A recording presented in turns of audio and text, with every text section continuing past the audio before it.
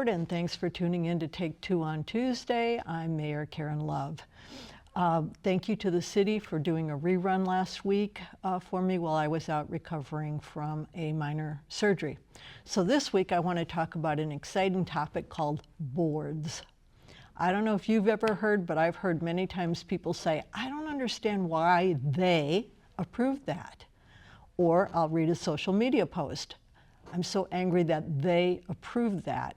And I always wonder how many times the person takes it to the next thought, which is, who is they? So that's what I wanted to address today.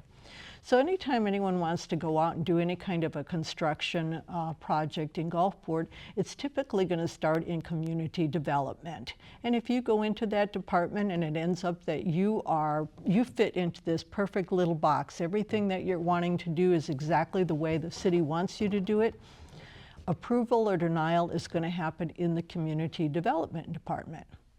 On the other hand, if you need some kind of variance, maybe it has to do with parking, a height restriction, a setback line, those are just a couple examples, but if you need a variance, then that is going to get passed to the BOA, Board of Adjustments, all right? Board of Adjustments are going to have a hearing, and they're going to decide to either approve or deny. That does not ever come before the mayor or the city council. The Board of Adjustments are the people who make those decisions on variances.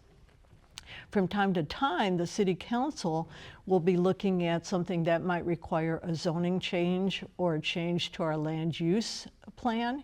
And in that case, rather than us doing the deep dive, we usually will ask the Planning and Zoning Board to do the deep dive and then come back to us and advise us on that. We did that very recently when we were passing the ability to build ADUs, accessory dwelling units, here in Gulfport. So that involved the P&Z board. So boards, how, when, where? Boards, if you want to be on the board and be one of the people making this decision, you can get an application through our city clerk to be on the boards. Board members are appointed. Each person up here on the dais has the ability to appoint one person to both the Planning and Zoning Board as well as to the Board of Adjustments. Everybody can apply. If you're a resident of Gulfport, you can apply, and I encourage you to do so if you want to be part of the process. So I hope that kind of clarified the fact that most of these things never come before the City Council and or the Mayor. Hope you have a great day. Hope you stay dry, and I'll see you again next week. Bye-bye.